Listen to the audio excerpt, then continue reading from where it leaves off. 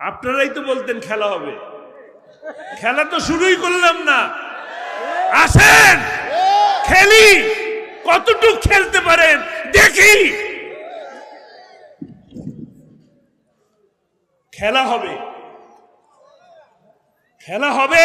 আসেন, সত্য এবং মিথ্যার খেলা হবে। বিজয় ইনশাল্লাহ সত্যেরই হবে।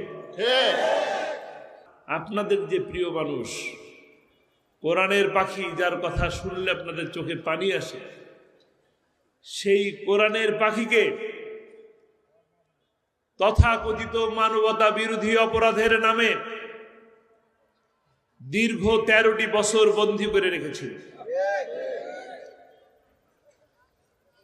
দীর্ঘ 13টি বছর বন্দী করে রেখে পৃথিবীর নিকৃষ্টতম মিথ্যাগুলো, মিথ্যে কথা, মিথ্যের পাহাড় তার ঘাড়ের উপর চাপিয়ে দেওয়া হয়েছিল। ঢাকা শুধু ঢাকা নয়, বাংলাদেশই শুধু নয়, সারা বিশ্বের কোনো মানুষ তা বিশ্বাস করে না। তাকে বলা হয়েছে রাজাকার। আর এখন তো রাজাকার একটি রাজকীয় শব্দ হয়ে গেছে। একসময় আমার নিজের মনের মধ্যে রাজাকার শুনতে ঘৃণা লাগতো, কিন্তু এখন মানুষ রাজাকারকে ঘৃণা করে না। রাজাকার তো এখন সব মানুষ হয়ে গেছে।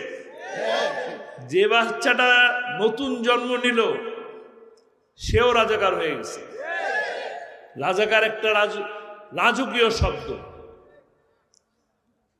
একটু আগে যে কথা শুনলেন আল্লামা সাঈদীর মুখে, তাকে যারা রাজাকার বলে তারা হিন্দুস্তান, তারা ভারতের রাজাকার।